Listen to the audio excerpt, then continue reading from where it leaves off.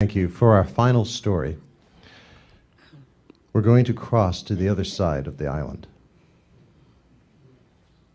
to a small coastal town called Cabarete.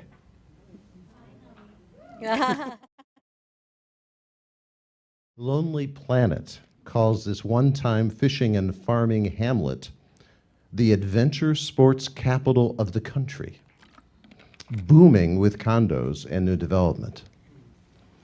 But there's another side to Cabarete. Bachata music booms throughout the town and resonates all the way to Phoenix. Mariana went to Cabarete, and this is what she found. A class of elementary school kids in Cabarete sit cross-legged on the floor, waiting for Juan Abel Martinez to take them through the bachata basics.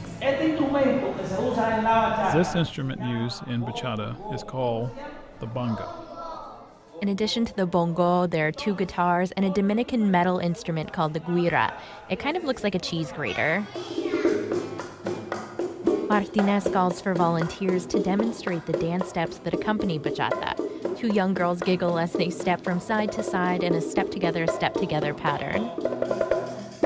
For Martinez, to teach kids about music is to teach them about their heritage, their country. Here in this country, there's no celebration that doesn't have music. Martinez teaches through the Bachata Academy, a nonprofit that draws kids from nearby low-income neighborhoods and puts instruments in their hands. Kids like Adriel gather to practice weekly at an unassuming stucco building in Cabarete known as the Bachata House. I like the emotion that you have to play it with. The school started in 2013 and is the first of its kind in the Dominican Republic. Martinez is one of 3 teachers, and he's played percussion for decades. Since I was born in bachata. But for years, not all Dominicans celebrated bachata, and some still don't. Instead, merengue was praised as the fundamental Dominican style of music. Martinez says there was discrimination toward what was seen as low-class music. In the genre, there were artists who had lyrics that were then seen as, bad or street music or music for cabaret. But attitudes changed. Bachata stars dominate the Latin Billboard charts now and have even attracted the attention of stars like Drake. The Bachata Academy's founder, Benjamin D. Manil, wants to see an investment like the MLB makes in its Dominican baseball academies made in music. So I think if you could have these intensive music programs that take advantage of the natural interest in music here, I think you could have some of the world's finest musicians coming out of the Dominican Republic. At this point, Americans are more likely to know the names of U.S.-born bachata stars like Prince Royce and Romeo Santos. The genre's global appeal means you don't have to go very far to find bachata, even in Phoenix. Bachata Addiction at DeSoto Central Market is one of several Dominican dance-themed nights that's popped up around Phoenix. The dance style has ridden the music's rise in popularity. What we don't want is to look like we're in high school dancing. The night's co-creator is Brandon Odom, a self-described white boy from Arkansas who first learned to dance while deployed to Iraq. When he moved to Phoenix 2 years ago, he found a Latin dance scene on the upswing. Now Bachata Addiction draws hundreds each month. It transcends the culture, so it's not just like a Latino crowd or something like that. It's really a big mix of the population. There are even a few Dominicans in the valley. Adrienne Moya helps teach the class some nights. She picked up bachata as a teenager, though without her parents' approval. It was horrible. It was not classy. My parents were totally against it. While she and other Dominicans had to push through their country and their family's own prejudices, the challenge in teaching the dance to others comes more from internal hang-ups. I think a lot of people get there nervous in lessons and they think like, oh my God, people are looking at me. Her advice? Do not care if people are looking at you. Do not give one. Yes. And I always tell them, when you don't care, that's when your true self comes out and you're free. And that's what it's all about. For the TransBorder Unit, Mariana Dale, KJZZ News, Phoenix.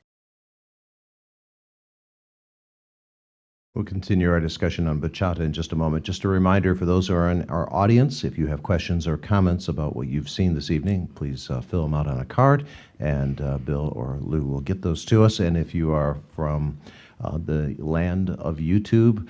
We are at it's TransBorder at KJZZ.org. TransBorder at KJZZ.org. It's on the screen right now. Okay, this is the tough stuff.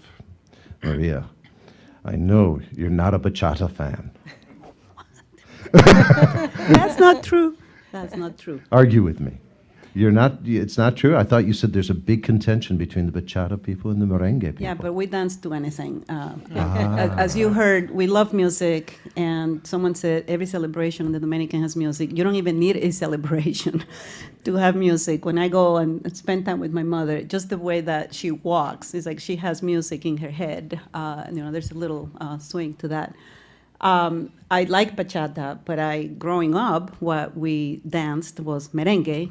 And then as I got older, salsa, but we always thought salsa was Puerto Rican, not Dominican. So merengue was what we listened to and danced, every party. I would say the first time I was exposed to bachata as a legitimate form of music is through the compositions and music of Juan Luis Guerra.